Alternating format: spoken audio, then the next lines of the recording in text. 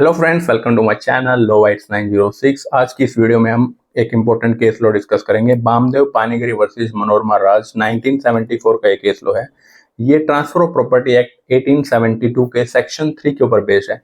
Section 3 क्या कहता है? इंटरप्रिटेशन क्लोज है। उसी के अंदर मूवेबल और इमूवेबल प्रॉपर्टी के जो रिगार्डिंग डिस्प्यूट अराइज होता है, उससे हम ये केस लो समझेंगे कि कब एक जो मूवेबल प्रॉपर्टी है कब इमूवेबल में कन्वर्ट हो जाती है। क्या सिर्फ अटैच हो जाने मात्र से एक मूवेबल प्रॉपर्टी इमूवेबल में कन्वर्ट हो सकती है क्या? तो इस केस के फैक्ट कुछ इस तरीके से हैं।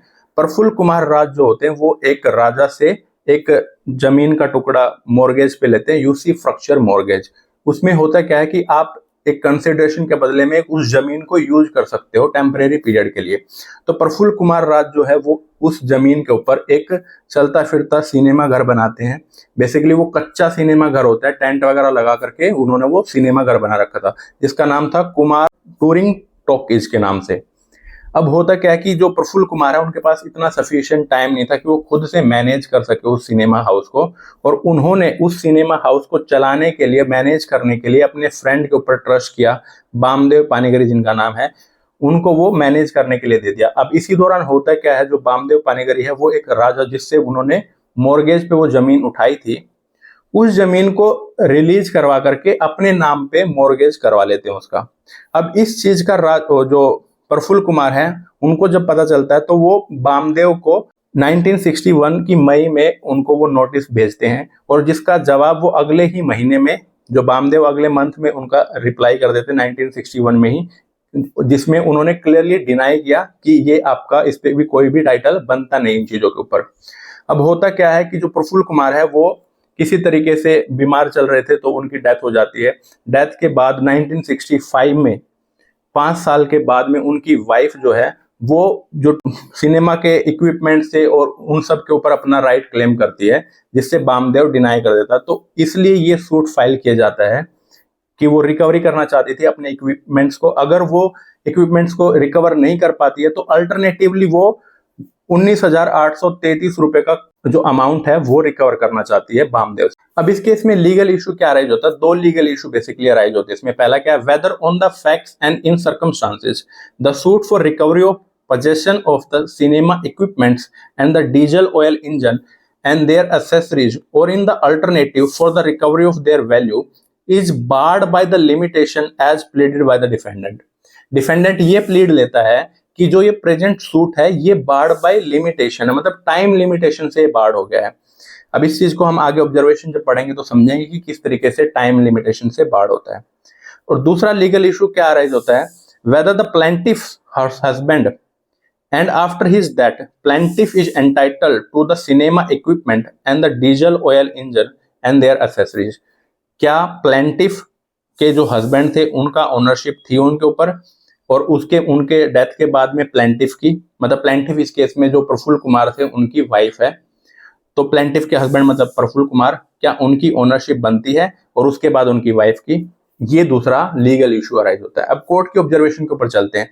जिस तरीके से डिफेंडेंट ने प्ली ली थी कि ये जो प्रेजेंट सूट है this is barred by the time limitation, इसका मतलब क्या होता है कि अगर आपका डिस्प्यूट चल रहा है किसी मूवेबल प्रॉपर्टी के रिगार्डिंग, सपोज कीजिए एक टैब है और मैं ये क्लेम कर रहा हूं कि ये टैब की ओनरशिप मेरे पास है और आप क्लेम करते हो कि आपके पास है, तो मैं कोर्ट किस टाइम पीरियड में अप्रोच करूंगा तो वो लिमिटेशन से बार्ड नहीं होगा। अगर ये मूवेबल प्रॉपर्टी है तो विद इन 3 इयर्स, जब मैंने आपको नोटिस भेजा, उस नोटिस भेजने के बाद आपने रिप्लाई किया, उस रिप्लाई के बाद से, इस चीज को बहुत ध्यान से समझ लेना, जब मैंने नोटिस सर्व किया उसके बाद आपने जो रिप्लाई किया, उस रिप्लाई के बाद से लिमिटेशन का पीरियड काउंट होगा, ना कि जब मैंने नोटिस भेजा है आपको। तो नोटिस के टाइम पीरियड के बाद से 3 साल तक हम सूट फाइल कर सकते हैं कोर्ट के अंदर, और वो लिमिटेशन से बार्ड नहीं होगा। लेकिन अगर मूवेबल प्रॉपर्टी के केस में 3 साल से एक्सीड हो जाएगा एक भी दिन, तो वो लिमिटेशन से बार्ड हो जाएगा और कोर्ट आपके सूट को सुनेगा ही नहीं एट फर्स्ट इंस्टांस। आपके राइट को डिटरमाइन करने का तो क्वेश्चन आता ही नहीं है, क्योंकि पहले तो वो मेंटेनेबल ही नहीं होगा सूट। और दूसरा क्या है? अगर इमूवेबल प्रॉपर्टी है, इमूवेबल प्रॉपर्टी के लिए यही टाइम पीरियड 12 ईयर का हो जाता है। तो इमूवेबल प्रॉपर्टी के लिए टाइम पीरियड ज्यादा होता है और मूवेबल प्रॉपर्टी के लिए कम होता है। तो ये डिटरमाइन करना बहुत इंपॉर्टेंट हो जाता है एक सूट की मेंटेनेबिलिटी के लिए कि वो प्रॉपर्टी जो है वो मूवेबल प्रॉपर्टी है या इमूवेबल प्रॉपर्टी है। इसीलिए ये केस यहाँ पे इस टॉपिक में फॉल करता है कि मूवेबल प्रॉपर्टी है या इमूवेबल प्रॉपर्टी है। इसी चीज के रिगार्डिंग एक प्रीवियस केस लॉ जो इसको केस लॉ के अंदर रेफर किया गया था, हॉलैंड वर्सेस हॉगसन, जिसमें जस्टिस ब्लैकबर्न ने कहा था the legal maxim of the law is that what is annexed, annex मतलब जुड़ा हुआ, to the land becomes part of the land, जो भी चीज जमीन से जुड़ी हुई है वो जमीन का पार्ट बन जाती है। और जमीन क्या है, लैंड क्या है, एक इमूवेबल प्रॉपर्टी है। But it is very difficult if not impossible, ये कहना बहुत मुश्किल है अगर इम्पॉसिबल नहीं है, टू से with precision what constitute N annexation sufficient for this purpose, कि किस हद तक वो जुड़ा होना चाहिए, किस किस मटेरियल से वो जुड़ा होना चाहिए कि वो लैंड का पार्ट बन जाए और वो इमूवेबल प्रॉपर्टी बन जाए। It is a question which must be depend on the circumstance of the each case and mainly on the two circumstances. और ये केस टू केस डिफर करेगा, लेकिन जो दो प्रिंसिपल हैं जिसको हमें देखना चाहिए वो क्या है, पहली चीज तो इंटेंशन क्या है और दूसरा degree of annexation and the object of the annexation, कि किस हद तक मतलब किस तरीके से वो जुड़ा हुआ है जमीन से और ऑब्जेक्ट क्या था, उसको जोड़ने के पीछे का रीजन क्या था। ठीक है, तो इन्हीं और भी बहुत सारे केसेस इसमें साइड किए गए थे, लेकिन हम उस चीज के ऊपर नहीं जाएंगे।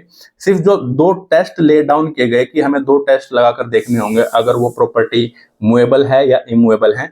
तो पहली चीज क्या है, intendment, object and purpose of installing the machine, कि किस इंटेंशन के साथ मैं अगर एक चीज लेकर आया हूं, एक जनरेटर लेकर आया हूं, उस जनरेटर को मैं जमीन में अटैच कर रहा हूं, तो मेरी इंटेंशन क्या है, क्या उसको मेरा सिर्फ टेम्परेरी पर्पज के लिए अटैच करने का है या फिर परमानेंट बेनिफिशियल इंजॉयमेंट के लिए है उसका, क्या सिर्फ और सिर्फ उस मशीन की एफिशिएंसी को इंक्रीज करना है या पूरा उसको एक बेनिफिशियल के लिए यूज करना है परमानेंटली। ये चीज बहुत जरूरी है। दूसरी चीज, मैंने किस तरीके से वो चीज अटैच की है जमीन के अंदर, ये भी इंटेंशन को शो करने में हेल्पफुल होती है कि एक जिम की मशीनरी और जिम की मशीनरी को आपने अपनी खुद की जमीन के ऊपर अटैच किया है या किसी और की प्रॉपर्टी के ऊपर अटैच किया जो आपने रेंट पे ले रखी थी। क्योंकि आप रेंट पे अगर प्रॉपर्टी लोगे तो उस चीज को अटैच भी करोगे तो आपका पर्पज टेम्परेरी होगा, क्योंकि आपके दिमाग में एक ख्याल ये रहेगा कि कभी भी मेरे को ये जमीन छोड़नी पड़ सकती है जब भी हमारा एग्रीमेंट खत्म हो जाएगा। तो पहली चीज क्या, इंटेंशन देखी जाएगी अटैच करने के लिए। और दूसरी चीज क्या, किस डिग्री मतलब क्या मोड था अटैच करने का, कंक्रीट लगा के अटैच की है, नट बोल्ट से टाइट करके एकदम अच्छे से पूरा बंदोबस्त किया है या फिर टेम्परेरी पर्पज के लिए थोड़ा सा अटैच किया है, वो भी देखा जाएगा।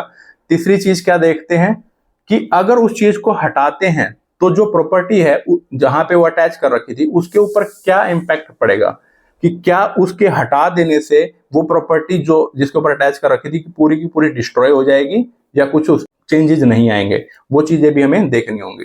तो इस केस में पहली बात तो टेस्ट ले डाउन किए गए थे जो डिटरमाइन करने के लिए यूज किए जाएंगे कि मूवेबल है या इमूवेबल है, कब एक मूवेबल इमूवेबल में कन्वर्ट हो जाएगी। डिसीजन पे आते हैं हम।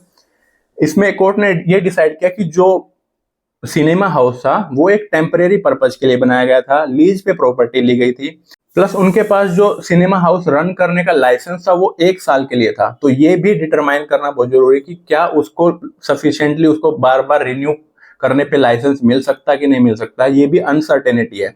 तो हम ये नहीं कह सकते कि वो सिनेमा हाउस जो है वो परमानेंट बेनिफिशियल इंजॉयमेंट के लिए उन्होंने बनाया गया था, क्योंकि प्रॉपर्टी जो है वो मॉर्गेज की गई थी और जो इक्विपमेंट्स है वो कच्चे थे, मतलब वो टेंट वगैरह लगा करके उन्होंने बना रखा था, एकदम पक्का वाला सिनेमा हाउस नहीं बना रखा था। और दूसरी चीज जिसके ऊपर प्लेंटिफ अपना क्लेम कर रहा था कि ये इमूवेबल प्रॉपर्टी है, वो इस चीज के ऊपर क्लेम कर रखा था कि उन्होंने जो डीजल इंजन था वो एम्बेड कर रखा था जमीन के अंदर, एक प्रॉपर अटैचमेंट उसकी बना रखी थी। तो कोर्ट इस चीज में ये कहता है कि मशीन की एफिशिएंसी को यूटिलाइज करने के लिए, उसकी एफिशिएंसी को बढ़ाने के लिए ऐसी अटैचमेंट की गई है। तो यहाँ पे ये कंसेप्ट निकल कर आता है कि अगर किसी मशीन की सिर्फ एफिशिएंसी बढ़ाने के लिए हम किसी चीज उस मशीन को अटैच करते हैं अर्थ के साथ, तो वो इमूवेबल नहीं बना देता। हमें ये देखना होगा कि इंटेंशन क्या थी उसकी। ठीक है, सिर्फ और सिर्फ अगर एफिशिएंसी को इंक्रीज करने के लिए वो अटैचमेंट बनाया है तो वो उसको इमूवेबल प्रॉपर्टी नहीं बनाता है। तो इस केस में यही हेल्ड हुआ कि जो वो सिनेमा हाउस था वो एक मूवेबल प्रॉपर्टी है और ये सूट जो है वो मेंटेनेबल नहीं होगा, क्योंकि ये सूट जो है टाइम बार्ड हो जाएगा। लिमिटेशन के वो 3 साल के बाद फाइल किया गया था, 5 साल में ये फाइल किया गया था, तो ये सूट जो है वो टाइम बार्ड हो जाएगा और सूट मेंटेनेबल नहीं होगा। आई होप आपको ये केस जरूर समझ में आया होगा। इसकी पीडीएफ जो है वो आप मेरे टेलीग्राम चैनल से डाउनलोड कर सकते हो। टेलीग्राम चैनल को लिंक मैं डिस्क्रिप्शन में डाल दूंगा। Also you can search my Telegram channel by name lobytes906। अगर आपको वीडियो अच्छी लगी तो लाइक एंड सब्सक्राइब जरूर कीजिए। Thank you so much.